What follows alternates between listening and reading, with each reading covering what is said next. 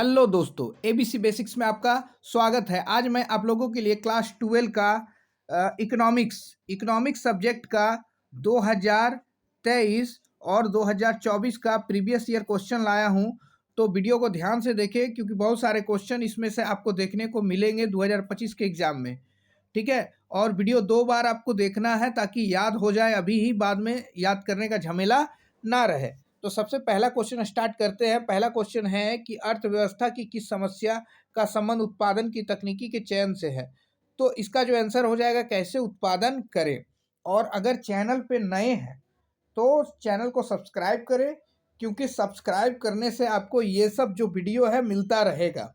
ठीक है, तो कुल उपयोगिता अधिकतम होती है जब सीमांत उपयोगिता का मान क्या होता है, 0 होता है।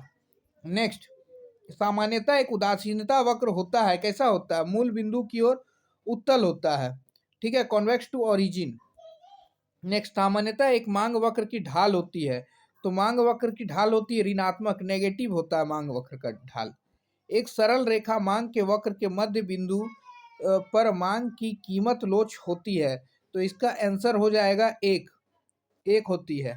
नेक्स्ट, निम्न में से कौन सा वक्र उल्टा यू आकार का होता है। तो याद होगा आपको, औसत उत्पाद जो है वक्र, औसत उत्पाद वक्र का आकार उल्टा यू आकार का होता है। नेक्स्ट, उत्पादन फलन क्यू ए एल अल्फा के बीटा के पैमाने का प्रतिफल हमेशा क्या होता है, अल्फा प्लस बीटा हो जाएगा। ध्यान रखना, अल्फा प्लस बीटा जुड़ जाएगा। सीमांत लागत और औसत लागत एक दूसरे के बराबर होती है। कब बराबर होती है, औसत लागत न्यूनतम जब होती है तब। और सीमांत लागत और औसत लागत एक दूसरे का इक्वल हो जाता है। सीमांत लागत इक्वल टू माने marginal cost is equal to average cost. कब होगा, औसत लागत जब 0 होगा, न्यूनतम होगी, 0 ने न्यूनतम, कम से कम होती है। निम्नलिखित में से कौन सा एक वक्र उत्पाद अक्ष के समांतर होता है। तो इसका जो आंसर हो जाएगा कुल अस्थिर लागत वक्र हो जाएगा। नेक्स्ट, पूर्ण प्रतियोगिता में बाजार में किस प्रकार की वस्तुओं का उत्पादन होता है। तो पूर्ण प्रतियोगिता बाजार में एक जैसा वस्तु, जैसे कपड़ा का वस्तु मिल रहा है तो अगल बगल दुकान होगा, कपड़ा का ही होगा। ठीक है, अगर कॉस्मेटिक सामान है तो अगल बगल जो है वो कॉस्मेटिक का सामान। एक उदाहरण के तौर पर, जैसे फैक्ट्री है बहुत सारा, तो कॉस्मेटिक का सामान बनाती है, तो बहुत सारा फैक्ट्रियाँ होता है, वो पूर्ण प्रतियोगिता बाजार का उदाहरण है। अन्य बातें समान रहने पर भी किसी वस्तु की कीमत 5% में वृद्धि होने पर उस, ये मैथ है, 6% बढ़ जाती है। तो इसका जो आंसर है 1.2 होगा। वो किस तरह से होगा देख लीजिए, हम बता देते हैं। इसको आपको डिवाइड कर देना है, 6/5 करना है। तो 5 1 जा 5 और 5 2 जा 10, 1.2 आ जाएगा। इसका आंसर 3 नंबर आंसर होगा। अल्पकाल में एक पूर्ण प्रतियोगिता फर्म को हानि होती है जब जो है मार्जिनल कॉस्ट जो है से मार्जिनल रेवेन्यू से बड़ा मार्जिनल कॉस्ट हो जाता है, MR ग्रेटर देन MC। यदि किसी वस्तु की बाजार मांग तथा बाजार पूर्ति क्रमशः D और S है तो बाजार संतुलन को निम्नलिखित में से किस स्थिति से दर्शाया जा सकता है। इसका आंसर हो जाएगा इनमें से सभी हो जाएगा इसका आंसर। नेक्स्ट, पूर्ति आधिक्य की स्थिति में किसी वस्तु की कीमत में होने की प्रवृत्ति होती है। इसका जो आंसर हो जाएगा वो वृद्धि हो जाएगा। नेक्स्ट, फर्मों के मुक्त प्रवेश तथा निकास की स्थिति में बाजार की कीमत सदैव किसके बराबर होती है। तो इसका हो जाएगा औसत परिवर्ती लागत। ठीक है। नेक्स्ट है, उच्च निर्धारित कीमत से बाजार में की स्थिति उत्पन्न होती है। कैसा स्थिति उत्पन्न हो जाती है बाजार में। तो इसका आंसर हो जाएगा पूर्ति आधिक्य जो है, इसका आंसर हो जाएगा 16 का। उच्चतम निर्धारित कीमत से बाजार में पूर्ति आधिक्य यानी एक्सेस सप्लाई हो जाता है। जितना कीमत माने ज़्यादा उच्चतम कीमत होगा तो बाजार में पूर्ति भी ज़्यादा होगा। क्यों, क्योंकि अगर देखा जाए तो सेठ लोग क्या करता है, जितना प्राइस बढ़ेगा किसी वस्तु का वो लोग क्या करेगा, महंगा महंगा के रख लेगा और बाद में उसको बेचेगा ज़्यादा दाम पे, इसलिए क्या होता है, प्राइस ज़्यादा होने पर क्या हो जाता है, पूर्ति आधिक्य हो जाता है। नेक्स्ट, एकाधिकार में फर्मों की संख्या कितनी होती है? एकाधिकार में फर्मों की संख्या एक ही होगा। एकाधिकार नियंत्रित कर सकता है, तो इसका आंसर हो जाएगा कीमत और उत्पादन मात्रा दोनों को। नेक्स्ट, जिस बाजार संरचना में केवल दो फर्में हो उसे कहा जाता है। तो दो फर्म हो वहाँ द्विअधिकार, और बहुत सारा हो तो वहाँ पूर्ण प्रतियोगिता, और एक हो तो एकाधिकार। कार्टेल निर्माण किस प्रकार के बाजार संरचना में संभव है? तो इसका हो जाएगा पूर्ण प्रतियोगिता, कार्टेल निर्माण। Next, the general theory of employment, interest and money नामक पुस्तक कौन लिखा है? तो ये लिखा है J.M. Keynes. J.M. Keynes. GDP और एनडीपी में क्या संबंध है? तो GDP is equal to NDP plus depreciation. Next है, निम्न में से कौन सी वस्तु के निर्माण में गेहूं एक मध्यवर्ती वस्तु है? गेहूं एक मध्यवर्ती वस्तु कब हो जाएगा? तो ये जो है गेहूं, तो गेहूं से सभी चीज बनता है, चपाती भी बनेगा, आपका बिस्किट भी बनता है, ब्रेड भी बनता है, इसलिए इसमें से सभी, इसका आंसर ये हो जाएगा।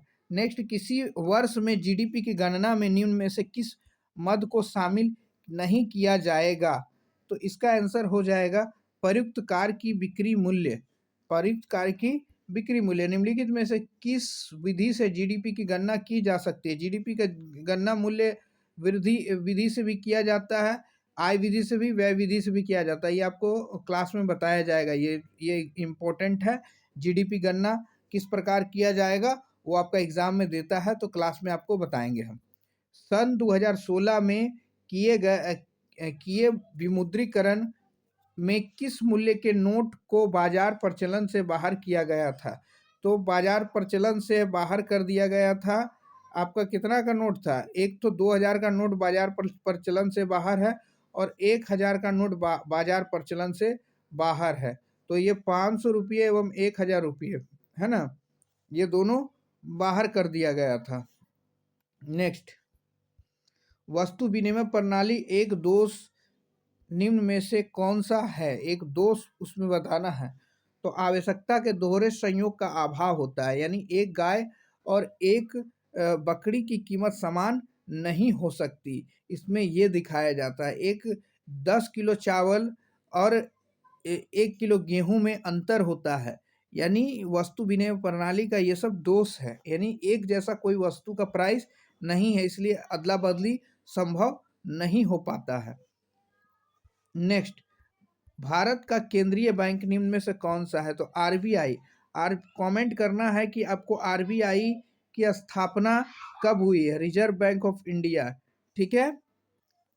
निम्न में से किस परिस्थिति में मुद्रा की पूर्ति में कमी हो सकती है? तो इसका जो आंसर हो जाएगा, बैंक दर में कमी भी हो जाएगा, CRR में वृद्धि हो जाएगा, ठीक है, और आरबीआई के द्वारा प्रतिभूतियों का क्रय, यानी ऑल ऑफ दीज हो जाएगा इसका आंसर। उपभोग फलन C is equal to 100 plus 0.5y में स्वायत्त उपभोग है, कितना हो जाएगा? 100 हो जाएगा। नेक्स्ट, एमपीसी के संबंध में निम्न में से कौन सा कथन सत्य है? तो इसका जो आंसर हो जाएगा 0 से ग्रेटर देन एमपीसी और ग्रेटर देन 1 हो जाएगा। यदि अर्थव्यवस्था में एमपीएस में वृद्धि हो तो कुल बचत में क्या हो जाएगा? हमेशा वृद्धि होगी।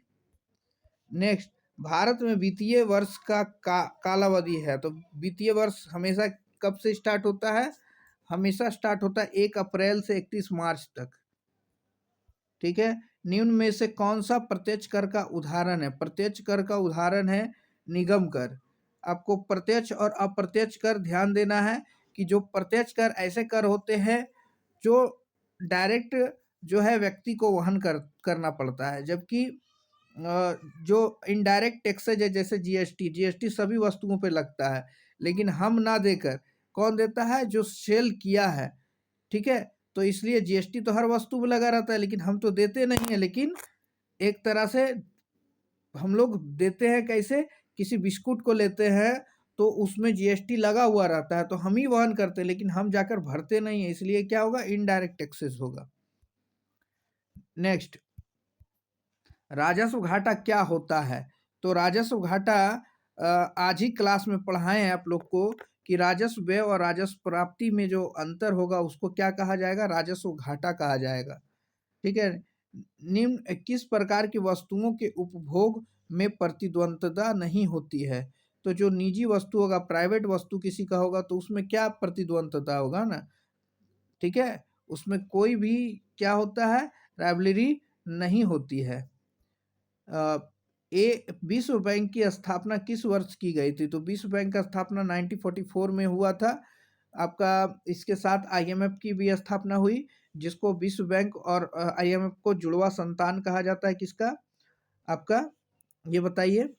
ब्रिटेन वुड्स का जुड़वा संतान कहा जाता है। जब किसी देश की विदेशी विनिमय दर का निर्धारण बाजार शक्तियों के द्वारा होता है तो इस प्रकार की विनिमय दर को क्या कहा जाता है? तो इस प्रकार की विनिमय दर को कहा जाता है गिरती विनिमय दर। ठीक है, गिरता हुआ विनिमय दर कहा जाता है। नेक्स्ट, निम्नलिखित में से भुगतान संतुलन के चालू खाते का एक घटक कौन सा है? इसका आंसर हो जाएगा वस्तुओं का आयात है ना, इंपोर्ट ऑफ गुड्स। आपको कम कम देना पड़ेगा क्योंकि इकोनॉमिक्स थोड़ा सा हार्ड क्वेश्चन है ऑब्जेक्टिव में, तो इसको कम कम करके याद कीजिए। 40 एक सेट याद कीजिए पर डे, आपका याद हो जाएगा। ठीक है, इसको ज़्यादा आपको लोड नहीं लेना है। तो आज के लिए बस इतना ही, मिलते हैं नेक्स्ट वीडियो में। आपको उसमें हो सकता है कि क्लास में समझाने के बाद आपको फिर से वीडियो अपलोड कर दे। ठीक है, आज के लिए धन्यवाद।